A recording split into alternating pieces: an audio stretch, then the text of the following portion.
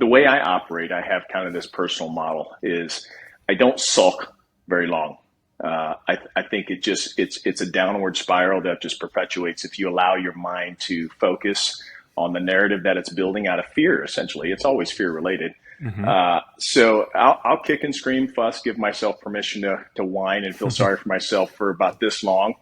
But I hate that feeling, Kirby. I hate the feeling of the anxiety it brings and everything else. That just, you get one thought that builds on the next, and they're all fear-based thoughts of the worst case scenario that's going to happen. You're going to go broke. You'll never make it. You don't know what you're doing. You're not smart enough. You're not wise enough. You have no experience, whatever it may be. It just whirls. You know what I'm talking about. Oh yeah. And Usually it's so like for 2 me, a.m. too. right, I know. And you're like, is it time to get up yet? Should I Yeah. just get up or Yeah, what? exactly.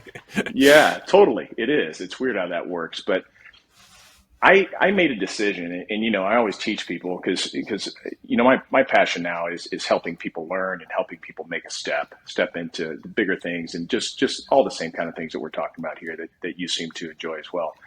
And when you make a decision, the difference is you don't give yourself an out. All right. If you make a choice, then there's always other choices, and you're always going to take the least route of resistance. So for me, I decided, look, there's no way to go. It's when I decided to play the cards I was dealt like it was a hand I always wanted. That's when life started changing, and you Hmm. push into it. And there's this amazing way. There's this amazing thing. Now I'm a person of faith, but there's all different type of people out there, whether it's the universe or whatever else. But movement is movement, and I believe to my core, based on my experience and my path, when you make movement, things happen. Things happen. But it's that first step. So I never let myself, I swam in fear for a while, and it was hard to get over. But it was when I would push in deeper that I'd see a little win, and that little win gives you a little more confidence, and then you take another little step, and as you do that, you just start stacking those little steps, and the next thing you know, if you want to push it forward, 10, 20, 30 years, you look back and you're like, holy cow, how did this happen? And it all Yeah. started with that one little step. So I think really the premise for me was you can't get stuck in the fear mindset because, economies or markets, like, you've been in it long enough. If you look at the history of real estate over time, over all time, it's Yeah. always on an upward trajectory. Does it ebb and flow? Does it dip? Yes, it does. It always does. People ask me all the time, when's the best time to buy? Just buy. Just Yeah. just go Yeah. get something bought. Buy now. You may overpay, but just buy now. So I never really gave myself choices. I just put myself in the pressure pot where I made a decision and I stuck to it, burn the boats, so to speak.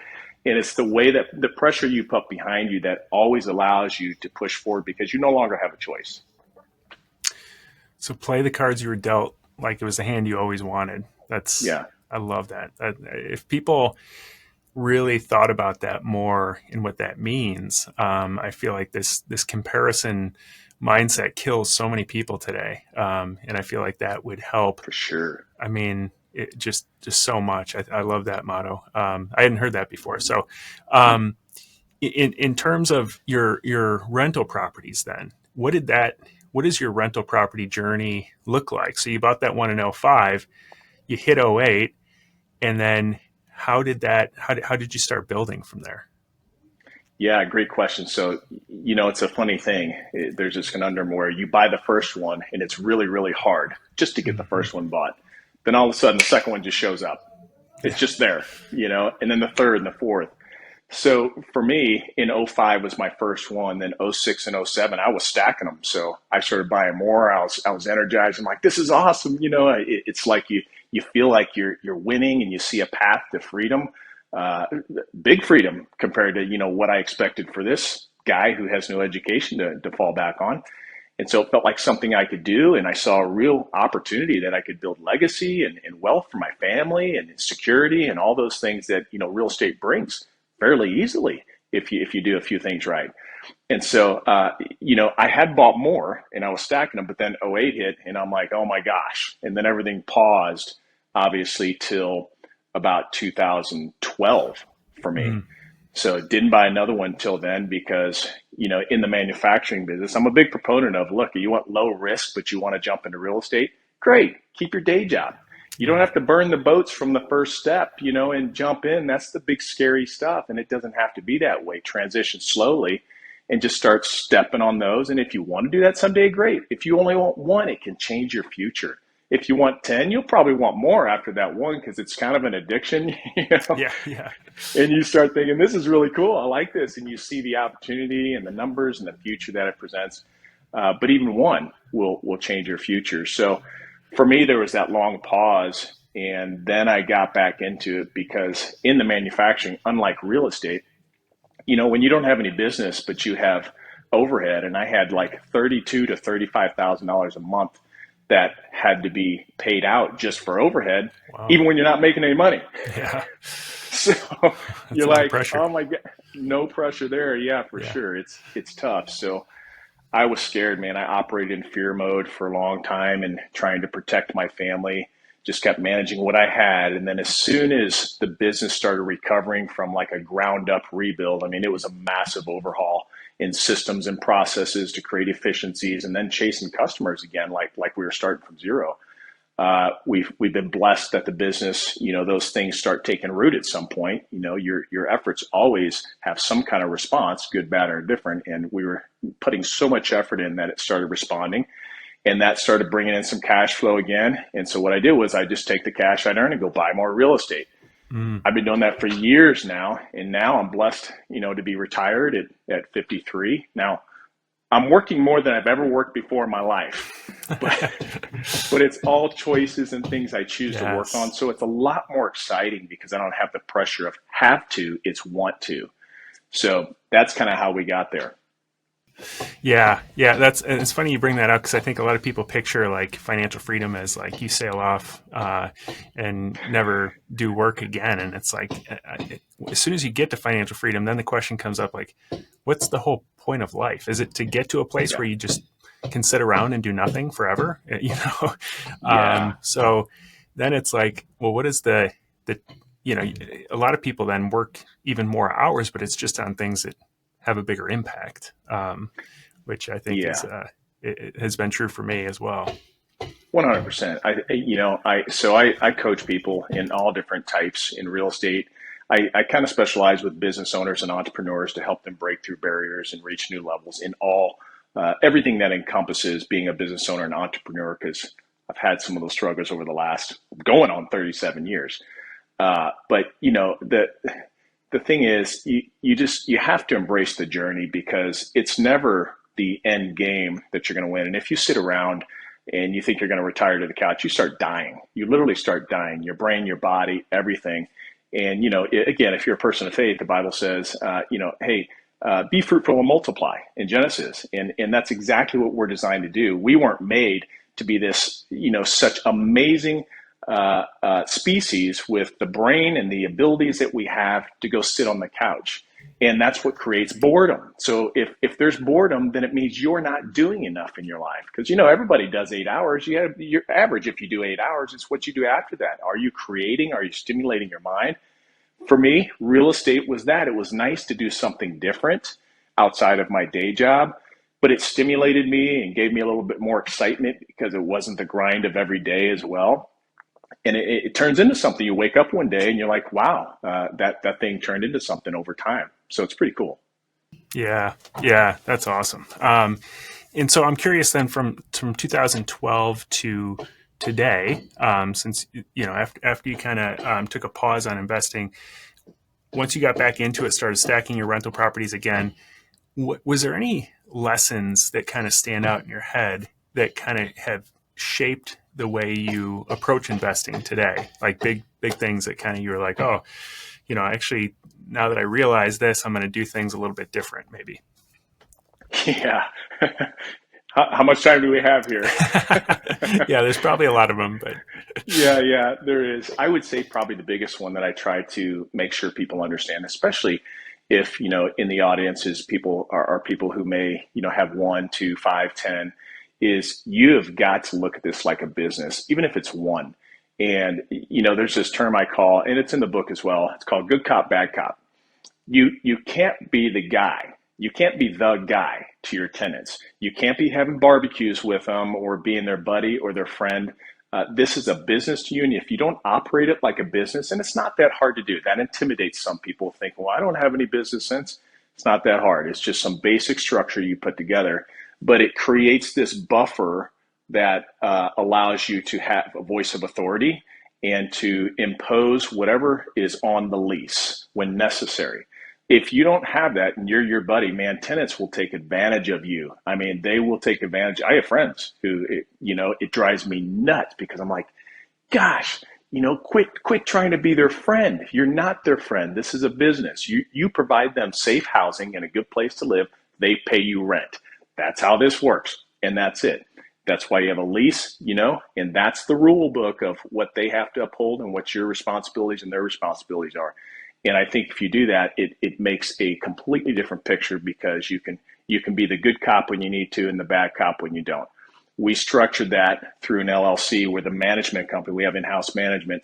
So the management company owns the properties. So that way, even though, I technically own the management company, I'm not the owner. I'm the landlord. The company owns the property. So I can, with honesty, say I'm not the owner. I'm not. When they say, are you the owner of this property? No, I'm not. I'm the landlord. I represent the management company. So any request or anything you have, needs to transfer through it. But I'm here to help you and be the liaison for that and help voice any concerns you have or navigate any repairs that you may have so we can have a great relationship. I think that alone is what's made the biggest difference once I learned that. A couple of houses in, I was never at barbecues, that kind of thing. But to keep that professional relationship so things go smooth and they know we got to pay our rent or there's going to be ramifications if we don't. And I can't just buddy up and say, hey, Shawn, I'm going to be late on rent. Is that cool? That type of stuff. And the next thing you know, 2 months later, they still haven't paid you rent because you're buddies. That's a big problematic area that if people learn that one concept, it could really change how they structure their business. Yeah, that's a great lesson. And what are some of the best deals that have worked out the best for you? What type of deals are those? And then how do you make a decision today if it's worthwhile for you to take on a new deal? Yeah, that's a good question. So, I have some different models than a lot of people. A lot of people go into real estate and they start buying the low end homes, more of starter homes. The problem I saw with that, and I had a friend who was a huge investor. He was about 15 years older than me when I first started. And he had, gosh, I think 40 to 45 homes in one regional area where I live here in St. Louis. And what I saw with him was, now, he was very wealthy, was doing great financially. He had multiple jobs. He was also the city manager. So he had kind of an insight of when these homes were coming up, under stress or whatever else. But what I noticed was he's constantly turning these homes. And, the greatest cost, as you know, is turnover. So your greatest expense is Yeah. always going to be turnover. So I thought, man, I don't want all those headaches. That seems like a ton of work. And I watched him work his tail off trying to keep these properties, up, painted, refreshed and all this and new tenants, constantly new tenants. So my thought process, and it wasn't by any intelligence, Kirby, it was just by luck and, raw assessment was, what if I buy a nicer quality home that families want to live in instead of a starter style home? Because, if they're going to start there, that means it's just a starting point. They're not going to be there long. They're going to want something better. So I started buying, medium family income homes. They're called premium rentals in our market. And what that means is it's at least a 3-bed, 2-bath home, 1,700 square foot plus. I have many 4-bed, much larger homes, 2 stories that I house people in, and families move in. We buy in good school systems and they stay. Our average tenancy is about 7 years. We've had one gal who stayed 14 years and it was it was on a 15-year mortgage. She bought the house. It was fantastic. But Wow. the model was just if you buy nice houses, people stay differently than the entry level houses because those people they're just starter homes or they're stepping stones and they move much quicker and you don't have tens of thousands of dollars over 5, 10 years, of turnover that just goes out the window.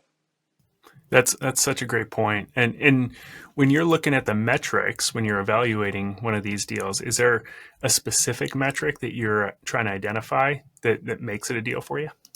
You mean like a 1%, 2% rule, those types of things? Yeah, yeah. Everyone, I think, has different different metrics that are meaningful to them, that make it a deal to them. And you hear people say, I just am looking for a good deal. And it's like, that means a lot of different things to a lot of different people. So I was just Yeah, yeah. curious, after all your experience buying all these, is there a specific metric that you look at to identify, yes, this makes sense to buy? Yeah, there's a handful of key components that's important to me. So first of all, we never buy to a back road. We never buy a corner lot, So there's little things like that you learn along the way that they're less appealing. So I learned down the road to look at a property like, hey, would I want to live here? And if I do, that means somebody else will as well. If I'm not that excited about it, that means somebody else is going to be less excited about it for whatever reason as well. So, like for instance, we have many come up where you have this house on a corner lot and the garage is on the side. Well, if it's a 3-bed plus, most likely you're going to have a family in there. Well, mom can't see out the window for the driveway where little Johnny and Susie are playing and want to ride their bikes. It's a blind spot. Well, it would make me very uncomfortable to send my little girls out there, to be playing in the driveway that you couldn't see when it's on the side and the house faces the front. So little things like that just add up. So now our model is we want to be in an established subdivision. We want good neighbors in a good school district. School districts are tops because they keep people there way longer. And with some of those components, and then obviously like a 3-2, we never buy anything past 1978 oldest, but we like to say 80s plus. And with some of those components, we've done pretty well to keep people for a long time, and they're happy in the homes, and they just live in life and they stay.